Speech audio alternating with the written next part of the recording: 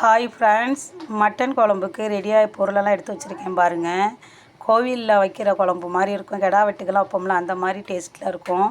பாருங்கள், நான் என்னென்ன எடுத்து வச்சுருக்கேன்னு பாருங்கள். இஞ்சி, பூண்டு, வெங்காயம் 3ஐயும் அரைச்சி வச்சுருக்கேன்.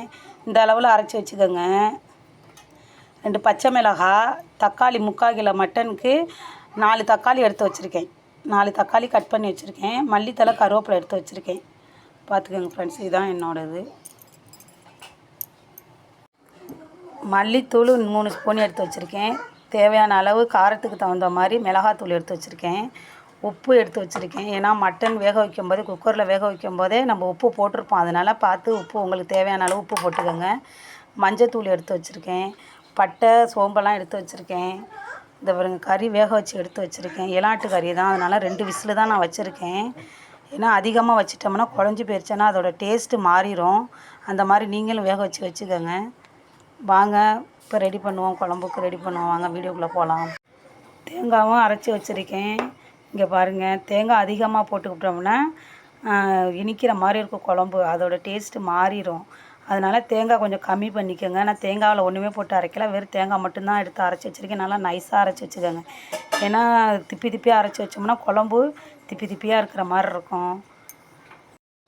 பாத்திரத்தை அடுப்பில் வச்சுக்கலாம். நல்லா காஞ்சதுக்கப்புறம் நான் எடுத்து வச்சுருக்கேன் பட்டை, கிராம்பு, சோம்பு இதெல்லாம் எடுத்து வச்சுருக்கேன். இங்கே பாருங்கள், பட்டை, கிராம்பு, சோம்பெல்லாம் எடுத்து வச்சுருக்கேன். பாத்திரம் நல்லா காஞ்சதுக்கப்புறம் போடுங்க.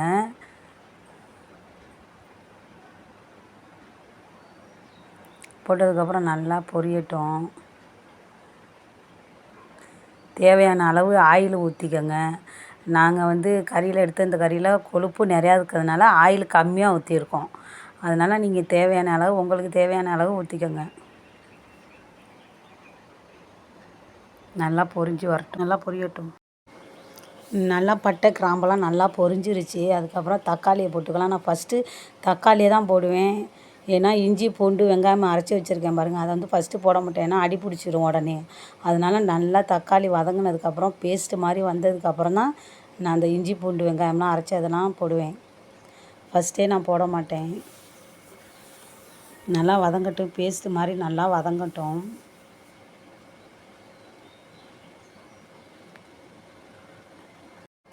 நல்லா வதங்கிருச்சு. இங்கே பாருங்கள், நல்லா வதங்கி எண்ணெய் பிரிஞ்சு வந்திருக்கு. 2 பச்சை மிளகாய் போட்டுக்கலாம்.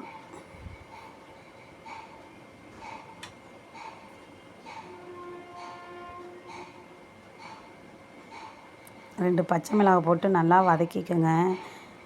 ஒன்று ஒன்றா போட்டு வதக்கினா தான் நல்லா சீக்கிரமாக வெந்துடும். எல்லாத்தையும் மொத்தமாக போட்டோம்னாக்கா வதக்கிறதுக்கு லேட்டாகும், வேகவும் வேகாது, லேட்டாகிடும். மல்லித்தலை, கருவேப்பிலையும் போட்டுட்டேன். நல்லா வதங்கட்டும்.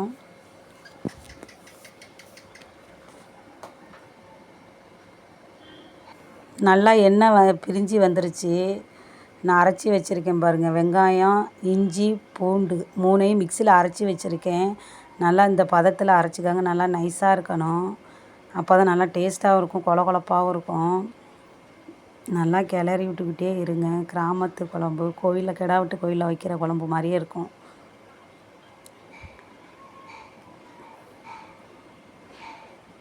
அடி பிடிக்காமல் இருக்கிறதுக்கு லைட்டாக போட்டுக்கோங்க. அடி பிடிக்காமல் இருக்கும். கல் உப்பு தான் போடணும். நல்லா கிண்டி விட்டுக்கோங்க. இங்கே பாருங்கள், அடியே பிடிக்கல பார்த்தீங்களா? கல் உப்பு போட்டதுனால அடியே பிடிக்காது, சீக்கிரமாகவும் வெந்துடும். அடியே பிடிக்கல பாருங்கள், ஒன்றுமே ஒட்டவே இல்லை. கல் உப்பு போட்டுக்கோங்க. சால்ட்டு போட்டிங்கன்னா ஒட்டும், அதே கல் உப்பு போட்டிங்கன்னா ஒட்டவே ஒட்டாது.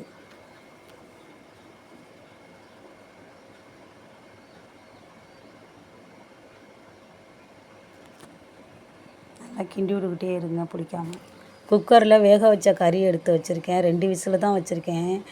எக்ஸ்ட்ரா ஏதாவது 3 விசில் வச்சிட்டிங்கன்னா குழஞ்சிரும். 2 விசில் மட்டும் வைங்க. இளாட்டு கறி தான் இது. நான் அதனால் 2 விசில் வச்சுருக்கேன். அதிகமாக விசில் வச்சுட்டு வெந்துருச்சேன்னா டேஸ்ட் இல்லாமல் போயிடும், கறியில் டேஸ்ட்டு இருக்காது. 2 விசில் மட்டும்தான் நான் வச்சுருக்கேன், இளாட்டு கறிங்கிறதுனால. நல்லா கிண்டிக்கங்க.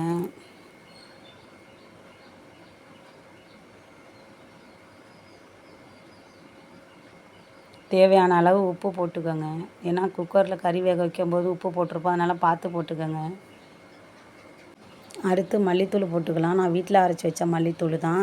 நான் மல்லித்தூளில் என்னென்ன போட்டு அரைப்பேன்னா, கடுகு, சோம்பு, ஜீரகம், வெந்தயம், கடலைப்பருப்பு எல்லாமே ஒவ்வொரு புடி, கையளவு ஒரு புடி, 1 கிலோ மல்லிக்கு நான் இப்படி தான் போட்டு அரைச்சி குழம்பு வைப்பேன். மட்டன் தூள்லாம் போட மாட்டேன். நான் மட்டன் மசாலாலாம் போட மாட்டேன்.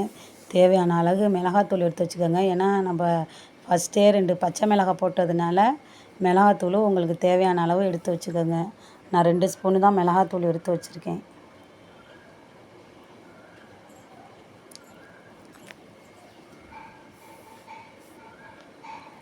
ரெண்டுமே நான் வீட்டில் அரைச்சி வச்ச மசாலா தான். மஞ்சத்தூள் லைட்டாக கவுச்சி மாறுறதுக்காக மஞ்சத்தூள் லைட்டாக போட்டுக்கோங்க.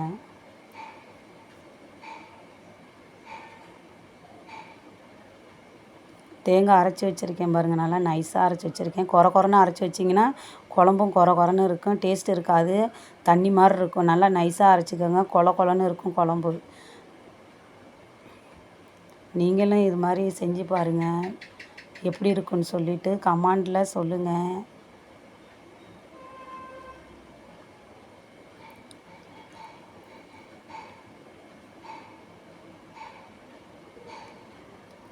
நல்லா கிண்டி விட்டுக்குங்க.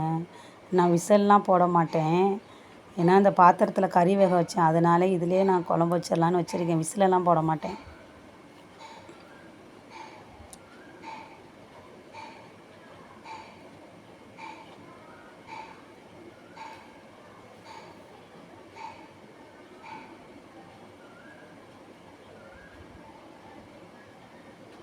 இது மாதிரி நீங்களும் செஞ்சு பாருங்கள், எவ்வளோ டேஸ்ட்டாக இருக்கும்.